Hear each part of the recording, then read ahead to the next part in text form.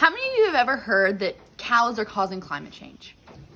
I have a huge passion for agriculture, but even more importantly, I support and respect the fact that everyone has the right to make their own informed choices. Did you catch that? See, I said informed choices. All too often, I've met someone who refuses to eat meat. That's fine. But when asked why, they respond with something along the lines of, cows kill the environment. And that, in my opinion, is where they're wrong. So here's my rant on agricultural emissions, and I hope that you can take something from it.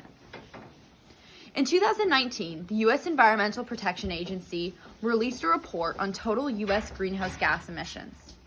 Agriculture accounted for 10% of those emissions, while transportation accounted for 29%, electricity for 25%, and industry for 23%. All of those numbers are greater than agriculture's 10%. Now, what if I told you that the emissions from livestock alone accounted for less than half of that 10% in the US?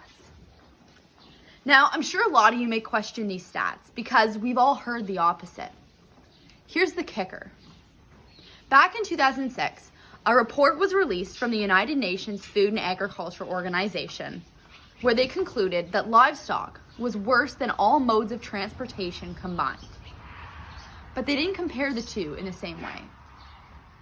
They used what's referred to as a life cycle approach to calculate agricultural emissions. They didn't just consider direct emissions like manure and belching from the cows, but they also considered indirect effects like producing fertilizer, growing the crops, deforestation for pasture land, and processing of the cattle. But when it came time to analyze greenhouse gas emissions from the transportation industry, they looked only at the emissions that come from driving the car, plane, or train.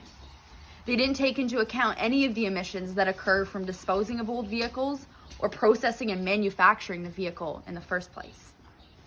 It'd kind of be like me being a food blogger and comparing two different restaurants.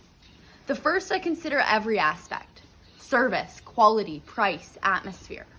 But when I go to critique the second restaurant, I consider quality alone. I think you can see why that's an unfair comparison, and it's exactly what the FAO's internationally recognized report did. So the next time you go to make that choice, keep in mind that a lot of the information out there is false. The stats you've seen are over-exaggerated because we compared apples to oranges and called it apples to apples. Does livestock production influence the environment? You bet it does.